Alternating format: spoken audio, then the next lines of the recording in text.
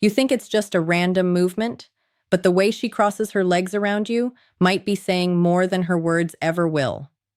Body language reveals comfort long before words ever catch up, because the body doesn't wait for permission to express how it feels. When someone is truly at ease, their posture softens without effort. Their movements become fluid, not calculated. There's no stiffness, no hesitation, no need to constantly adjust or protect themselves. This kind of comfort shows up in the smallest details: how they sit, how they breathe, how naturally they exist in the space around you. When a woman feels comfortable around you, her body stops treating you like a potential threat or a situation to manage. Instead, it begins to settle. Her shoulders drop slightly, her gestures become more open, and her positioning feels less guarded. She's not consciously thinking, "I feel safe," but her body is already acting on that feeling. And that's the key. Body language is honest because it's often unconscious. Words, on the other hand, can be filtered. People choose what to say based on social expectations, past experiences, or even uncertainty about their own feelings. But the body doesn't filter in the same way. It reacts in real time. If there's tension, it shows. If there's ease, that shows too. And comfort is one of the clearest signals you can observe if you're paying attention. This is why understanding body language gives you an advantage most people don't have. Instead of relying only on what's said, you begin to notice what's felt. You see the difference between polite interaction and genuine ease. Because when someone is comfortable with you, they don't just tell you, they show you, even when they don't realize it themselves. Subtle attraction rarely announces itself in obvious ways. It doesn't always come through bold compliments or direct statements. More often, it lives in the quiet, automatic behaviors people don't even realize they're displaying.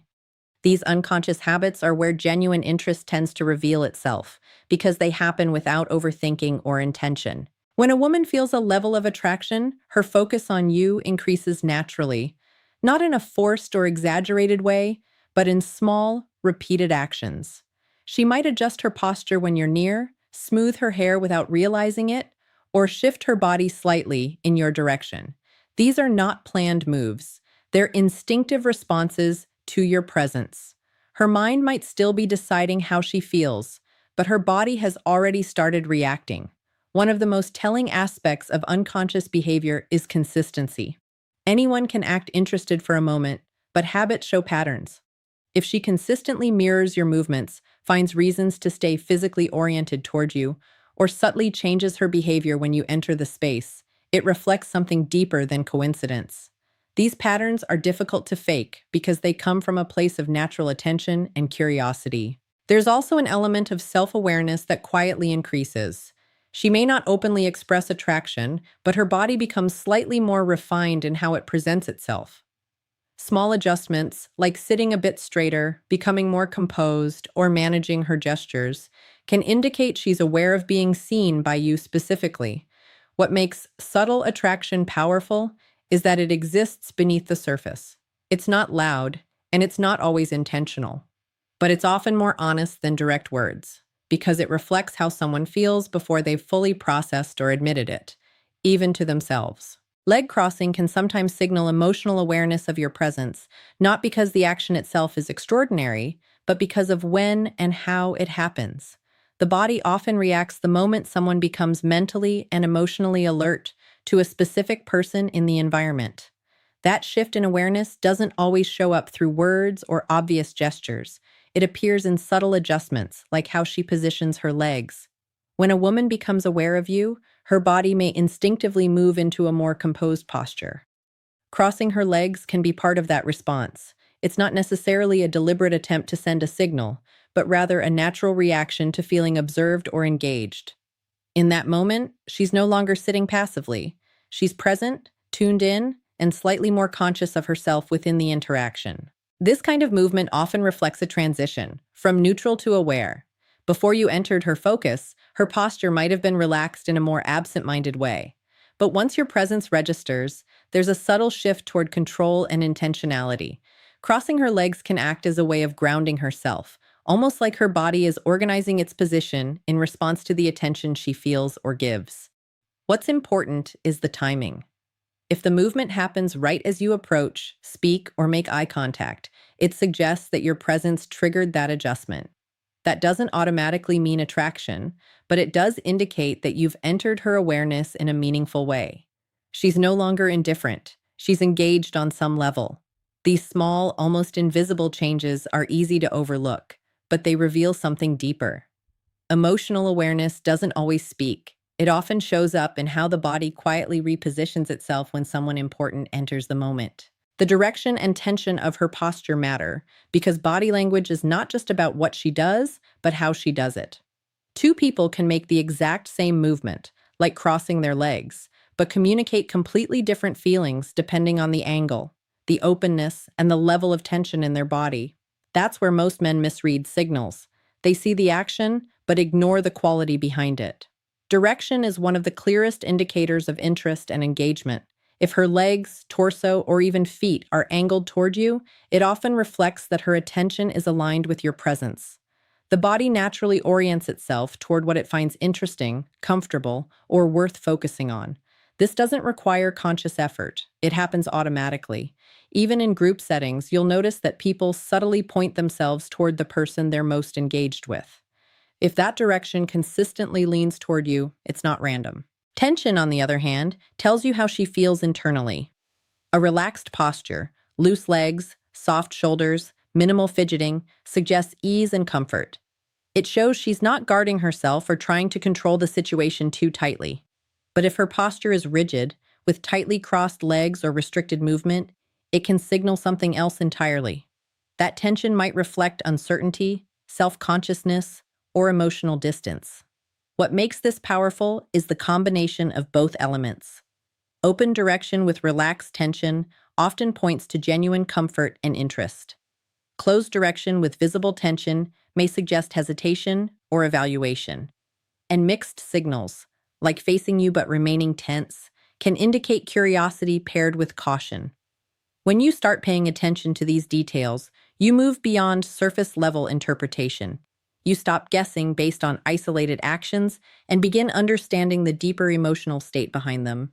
Context always defines meaning, not just the gesture itself, because no single movement exists in isolation. A gesture like crossing her legs can carry completely different meanings depending on the environment, her mood, your relationship with her, and everything happening in that moment. Without context, you're not reading her. You're guessing based on fragments. Think about the setting first. Is she in a formal environment, like a meeting or public space, where composed posture is expected? In that case, crossing her legs might simply reflect social awareness and manners, not personal interest.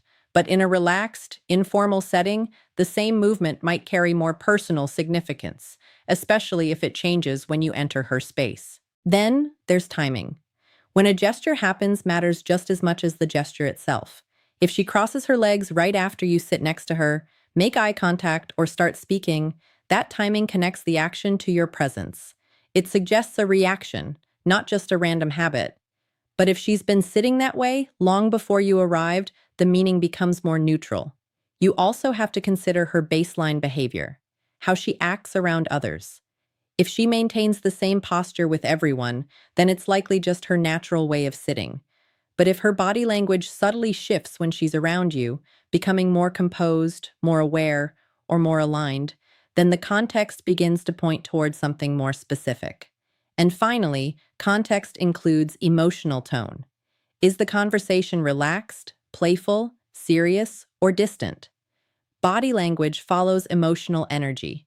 A comfortable interaction creates open, fluid movements, while tension creates controlled, restricted ones. When you understand context, you stop overanalyzing single gestures and start seeing the full picture, and that's where real clarity comes from. Not in what she does, but in when, where, and why she does it.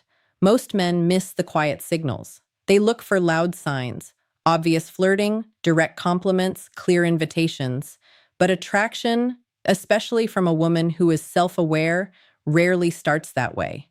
It shows up in controlled, almost invisible behaviors. One of those behaviors is how she positions her body when you're near.